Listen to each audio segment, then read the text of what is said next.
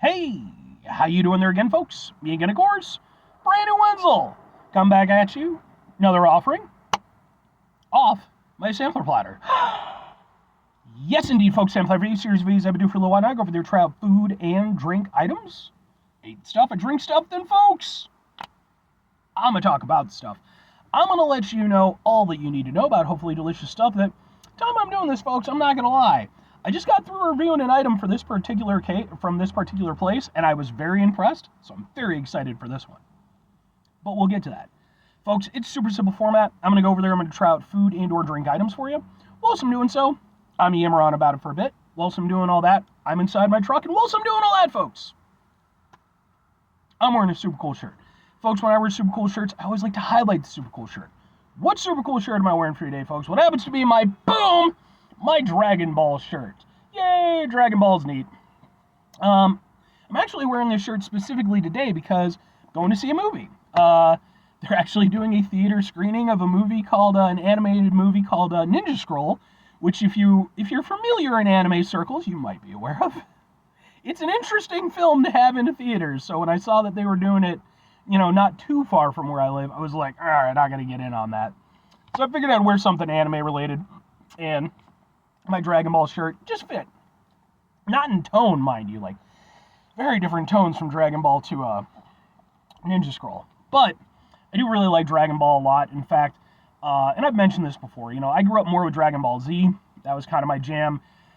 As I've gotten older, kind of even at the time when they first started showing the Dragon Ball stuff, but definitely as I've gotten older, I've really found that as much as I still enjoy the Dragon Ball Z stuff, the Dragon Ball stuff really hits closer to my heart. I like the adventure aspects of it, the comedy, and there's something very quaint about it that I really like. So, but anyway, what am I trying for today, folks? What are we doing here? Well, like I said, I just got through reviewing something from this place, and it happens to be from a place called Boom.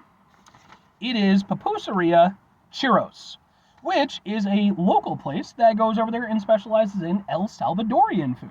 They also have a mix of Mexican food in there too. And I didn't mention this in my previous review, but because this is a local spot, it's going to end up on my Eating Out Illinois playlist, which is a playlist for just local spots. And I also think this is going to end up on another playlist. Because, folks, what am I reviewing? It's Boom! It comes in a container. And then, boy oh boy is it a thing, it's Boom! It's a big-ass sandwich. And this specifically is their... This is their pan con pollo, which is a Salvadorian chicken sandwich, which consists of made with stewed chicken and French bread with slices of cucumber, tomato, radish, cabbage, and lettuce. Which is interesting because it kind of reminds me, in terms of the makeup, of a banh mi from Vietnam.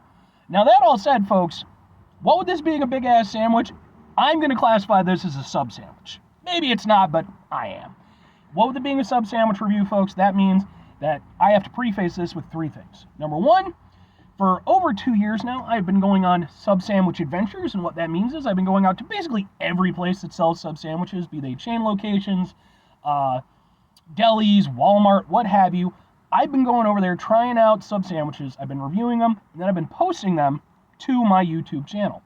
Now, this is where number two comes into play, because I'm not just putting them on my YouTube channel. I'm actually such a nice guy. I go over there and I put them in a specific playlist called Subs for Subs. That is a playlist of just sub sandwich reviews. So if you enjoy my sub sandwich reviews, first of all, thank you very much.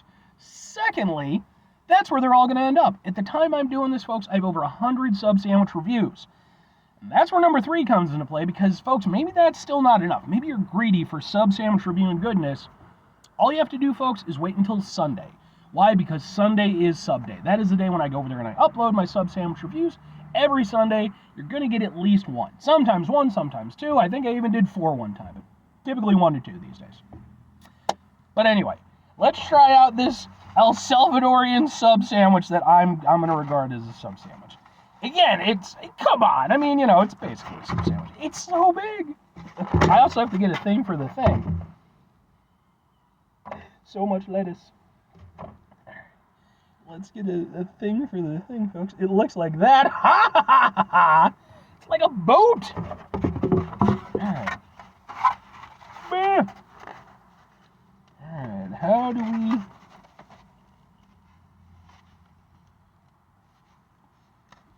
Starting on that end, I guess. The shape of the bread does make it a little bit interesting to eat. I want to treat it almost like a bowl, but bread is good. Crispy on the outside, soft on the inside. Yeah, that's some tasty bread. I always want to have good bread with a good sandwich. Oh.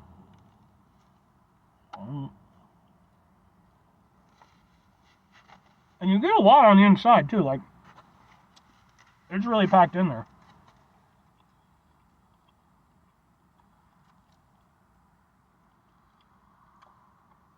Oh, that's good. This is actually the second sub sandwich that I've had recently that featured cucumbers. And it's interesting. I mean, it's just a weird coincidence, but that's cool. I like that a lot.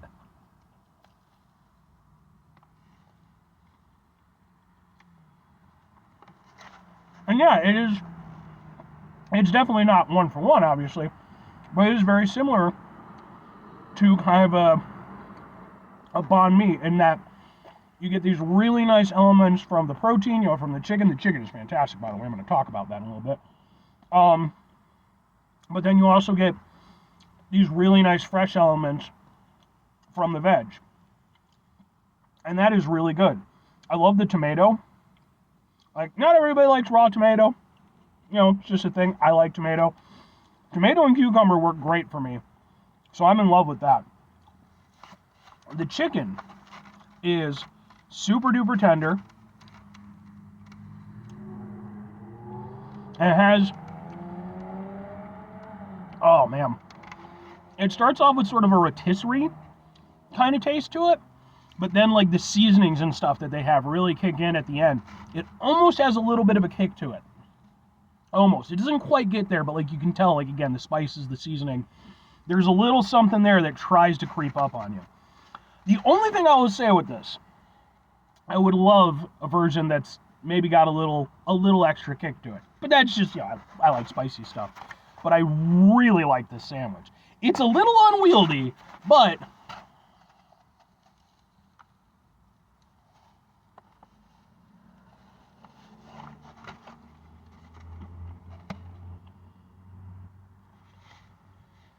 it 100% delivers on the flavor. And as somebody who's already a big fan of a banh mi, this is a very good sandwich. I like this a lot. But, oh, it's so good. There's just so many interesting flavors going on. And they're familiar, but the way they're just, oh, that's so good. I'm having a good day.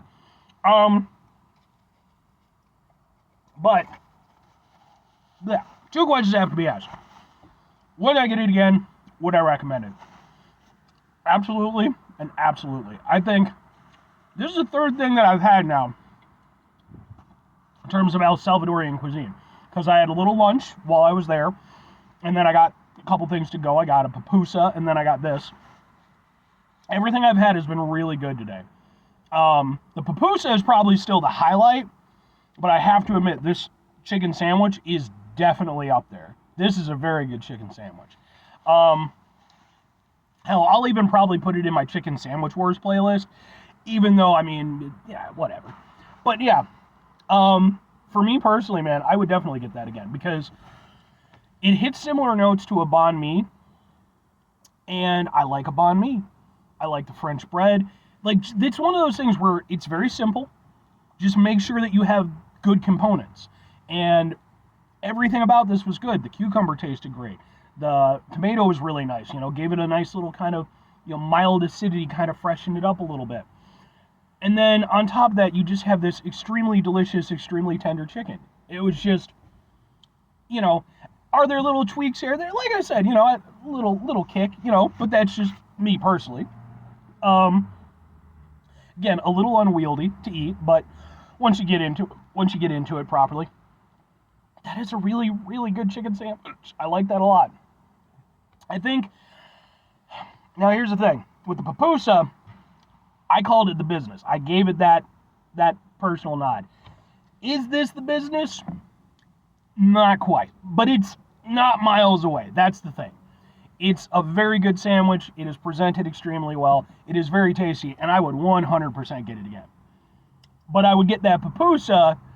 I would eat those damn pupusas every day of the week and be absolutely in love every single time. This is a really good sandwich. This is one of those things I probably eat once a week and really enjoy the hell out of it. So, but if I'm recommending it, I'm absolutely recommending it because not only do I think it's just a really good overall sandwich, I think it's, again, presented very well. This is one of those things where if, you're like me in this instance where you've never really had much experience with El Salvadorian cuisine, okay, then this is a perfect starting point because pretty much every culture in the world has chicken sandwich, or is at least familiar to some extent with the concept. So this is something that you could just go into as kind of something a little bit safer if, you maybe just, again, you don't know what to order. Well, here you go. You're going to get a super tasty chicken sandwich that is presented really well, prepared by extremely nice people, by the way. I got to mention that. The serving staff and everything were all very nice and helpful. Appreciated that.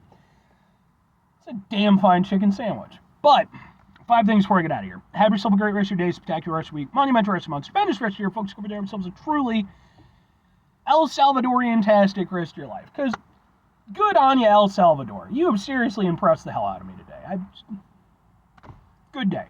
Final 2 things. Number 1, try to bring some positivity into the world. It's not always possible. It is, however, always appreciated. But what you do if can't do it all the time, I know I can't do it all the time. Here's what you're going to do, folks. You're going to try not to be an asshole. Folks, not always the easiest thing in the world to not be an asshole. Trust me. I know it. I live it. I'm out there every day with you in it. Life can be stressful and frustrating and just bullshit sometimes, folks. And when we find ourselves in situations where we have to deal with said bullshit, it's important we go over there whenever possible. Take a step back. Try to mitigate the level of assholishness in our lives. Hopefully do better for ourselves and for those around us. Very final thing, folks, do the thing. Whatever the thing is for you, that's what I want you to go out and do. Folks, what I want you to go out and do, if you find yourself in a situation where you have some delicious El Salvadorian food near you, go out, enjoy yourself some, and let me know. Hit me up in the comments about what you had, what you loved about it. Hell, even if you didn't like it, that's a part of the experience too. But I'd really be interested. And even beyond El Salvadorian cuisine, just always challenge yourself a little bit. Try some new stuff. Be surprised at what you might find. But anyway, bye.